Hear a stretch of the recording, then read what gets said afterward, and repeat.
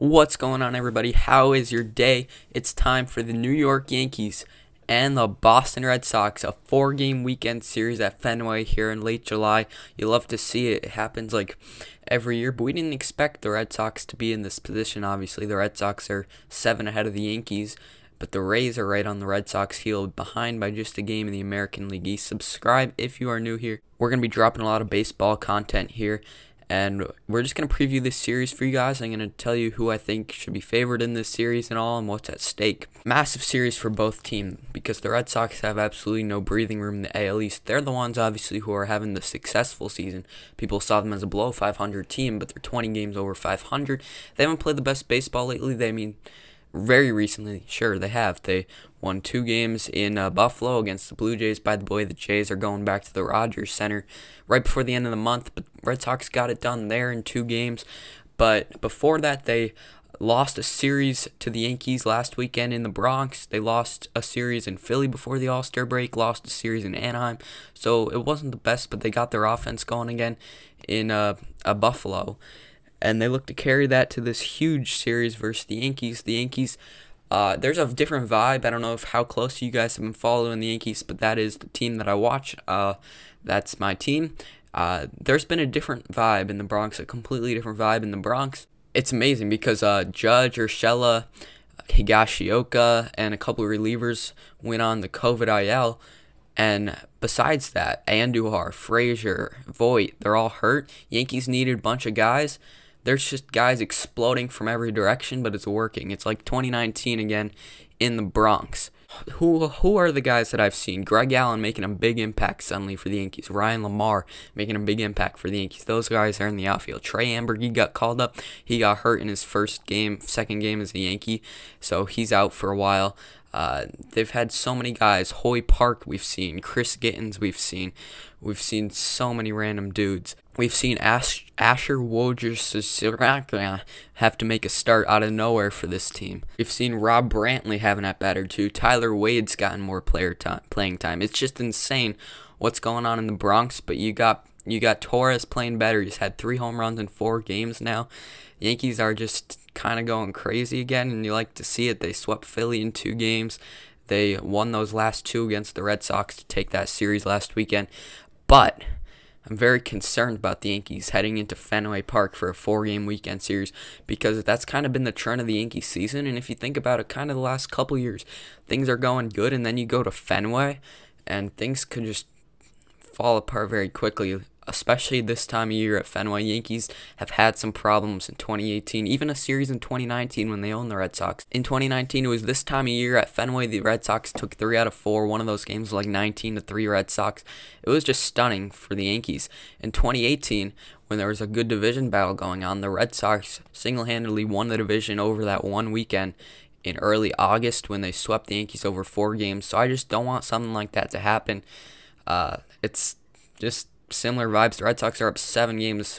No one thought 2021 would be the year that the Red Sox would be way ahead of the Yankees, but it is, but it's also not over. You win 3 out of 4, you're 5 games back, but that's the thing. I feel like too many Yankee fans are just like, okay, take 3 out of 4 and we're good. 3 out of 4 in Boston would be a major accomplishment. So let's look at the pitching for this series. You got the average Jordan Montgomery. He's just always just contributing for the Yankees and out of that rotation.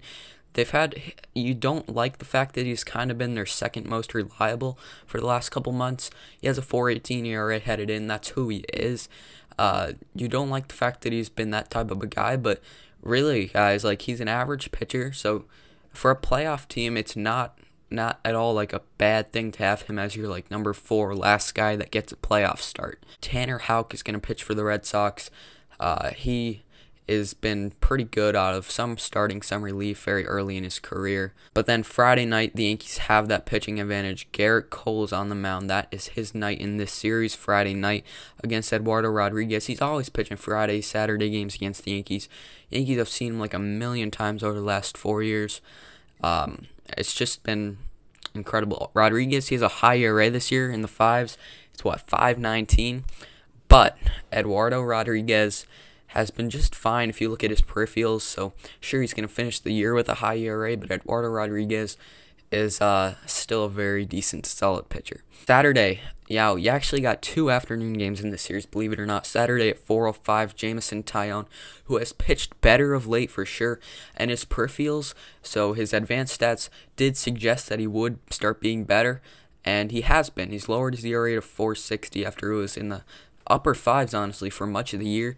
I still don't feel confident with him pitching at Fenway, though, against a great lineup when he's been a much better home pitcher than road pitcher on the year. He's going to go up against Nathan Eovaldi. Nathan Eovaldi honestly owns the Yankees. He did it a series at Fenway a couple weeks ago, and then last week he did it in the Bronx. He's pitched very well against the Yankees as a Red Sox. You hate to see it because he was a former Yankee. He's got a nice season going, a 3.57 ERA, and that was after he had a major injury. I believe it was Tommy John a few years ago. Sunday is not on Sunday Night Baseball. Can you believe it? They put White Sox and the Brew Crew on Sunday Night Baseball ahead of Yankees Red Sox. It's kind of nice to see them giving some love to the White Sox and the Brewers. Sunday Night Baseball from Milwaukee. After all, the Brewers have a much better record than the Yankees on the season, which is crazy to say. Like, Yankees, I ranked them number 2 in baseball going into the season. It's just weird to see a few of these teams that were not even ranked in the top half, Giants, Red Sox, Brewers, be better teams than the Yankees. It's really odd. But White Sox and Brewers is Sunday Night Baseball. Yankees, Red Sox play a day game. Domingo Germán is on the mound Sunday afternoon at Fenway, which is kind of concerning, to say the least. That's up against Martin Perez, the second Red Sox lefty. Rodriguez and Perez, kind of similar pitchers in their rotation.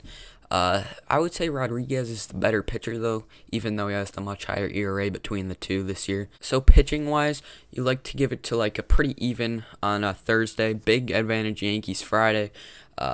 Big advantage Red Sox Saturday. And then I would say slightly Red Sox advantage on Sunday afternoon. I would say projection-wise, the Yankees are going to win like 1.6, 1.7 games in this series. Red Sox 2.3, 2.4 games in this series. The Red Sox undoubtedly the favorite in the matchup suddenly, which you hate to see.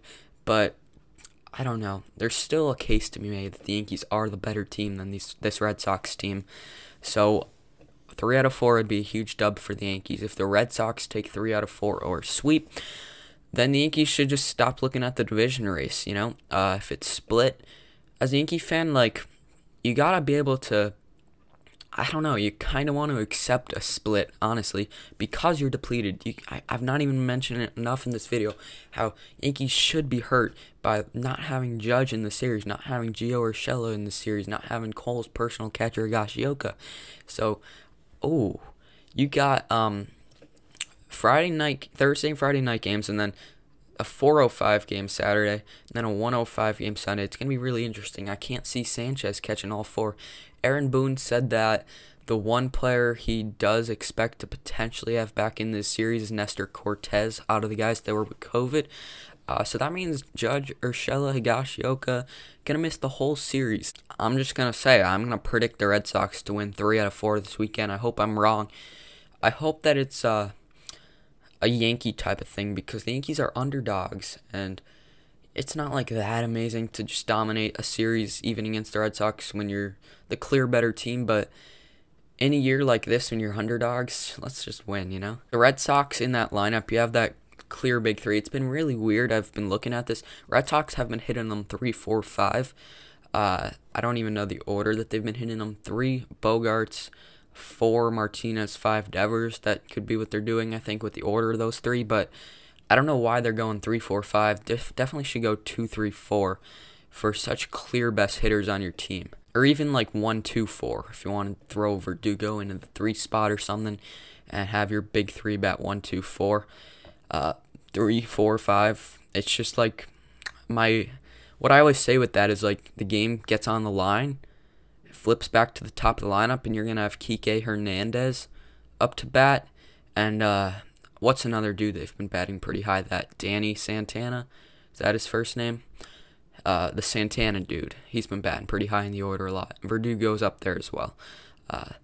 But for the Yankees, what have they been doing with their lineup? LeMahieu's been there. He's been batting leadoff. He's just been having a very mess season, very, very underwhelming season. Gleyber's been heating up. He's stayed in the 5-hole, but the Yankees have been hitting Stanton second. They've always done that through Stanton's Yankee career. When Judge is out of the lineup, they put Stanton in that 2-hole. And then the 3 and the 4 spot, they've been hitting Sanchez third, which that started back in his June resurgence, and he hasn't lost that spot in the lineup. Cleanup-wise, who the heck has been batting? Maybe they've been moving Gleyber up to cleanup, perhaps. But yeah, expect to see a lot of unfamiliar names, including Brett Gardner's the one familiar name that he's just. I hope soon he announces that like this will be his final year, so that he could go out pretty nicely and stuff. Like with he's not no Hall of Famer or anything, but like a little bit of like cheers, final weekend of the season. Because, man, no one's going to sign him next year. He's not played Major League caliber baseball. Yankees have been stealing bases, though. Yankees have been butting lately. Oh, Rougned Odor. He's the guy that's been batting up high in that Yankee lineup now. It might actually be Odor 3, Sanchez 4 lately. Odor, haven't even mentioned him in this video. What a guy he's been for this team. Hitting so many big home runs. The Rougned Odor trade for the Yankees have been an overwhelming success. He's been a league average to slightly above league average hitter, actually. He's batting well over 200 now. His OPS is around 750, but he's hit so many big home runs for this team, and they're all no-doubters. He pimps them all with that great bat drop. Anyway, thanks so much for watching, guys. Hope you all enjoyed the video. If you did, please leave a thumbs up, share with a friend, because we're going to do a lot of baseball content. This was another video that's kind of like, I don't know, not exactly a direct like ranking or anything like that. Just talking a lot. So we're going to try and have more organized videos, you know what I'm saying? But that being said, I hope you still enjoyed. Get in the comments who's going to win the series.